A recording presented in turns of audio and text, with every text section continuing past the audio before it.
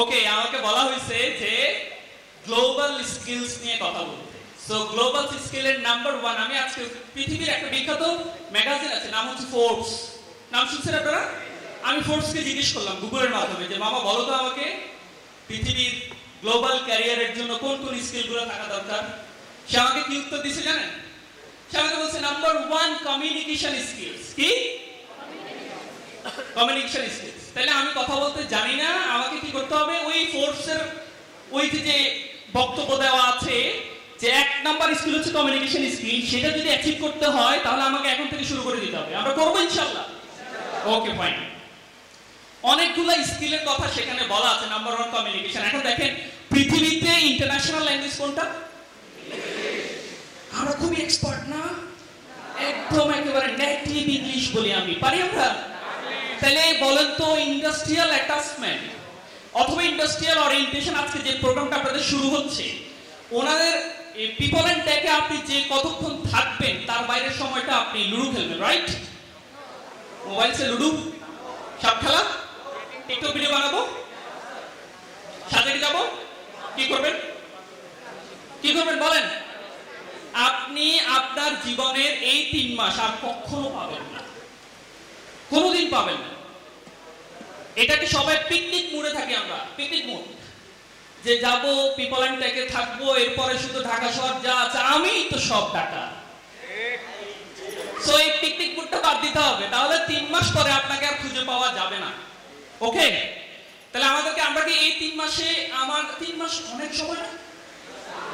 অনেক সময় না 3 মাস? ইংরেজি শেখার জন্য অনেক সময়। তাহলে পাশাপাশি আমি একটু আমার এই যে এখন যে অপরচুনিটিসটা আছে, আপনি এখানে তো আপনি স্কিল হচ্ছেন, আপনি কিন্তু হার্ড স্কিল শিখছেন, রাইট? আপনি কিন্তু প্রোগ্রামিং শিখছেন, আপনি ওরাকল ডাটাবেস শিখছেন, আপনি সিসিএনএ শিখছেন, আপনি এখানে যত ধরনের লিনাক্স শিখছেন অথবা প্রোগ্রামিং শিখছেন, আপনি তো কোনো না কোনো একটা কোর্স করছেন, রাইট? সেগুলো তো আপনার হার্ড স্কিল।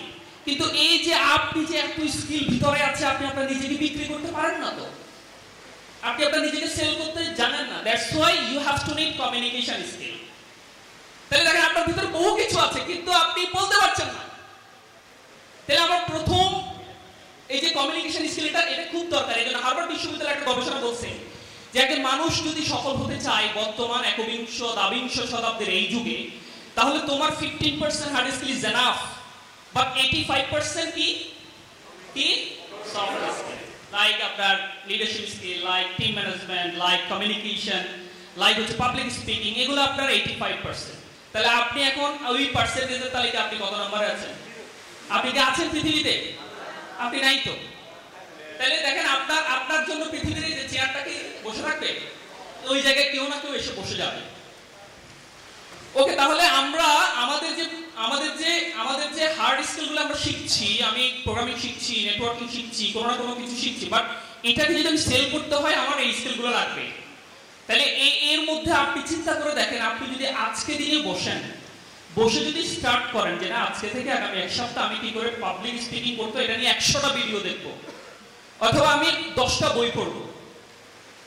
সো আজকের মিস্টার রহিম আর 10 দিন পরের মিস্টার রহিম সেম, কোন ইমপ্রুভমেন্ট নাকি আপনি আরো ডাউন?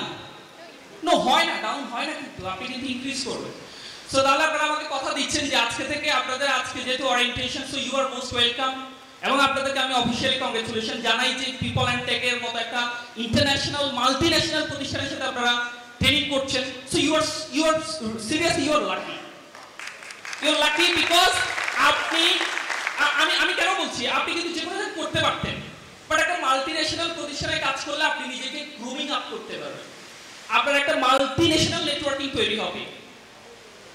সো আপনি যদি যেখানে ছিলেন সেখানেও যদি করতেন, আপনার অ্যাটাচমেন্টটা শেষ হতো, আপনি একটা সার্টিফিকেট পেতেন। তাহলে এই যে সময়টা, এটাকে কাজে লাগানো উচিত কিনা? ওকে, কথা দিচ্ছেন?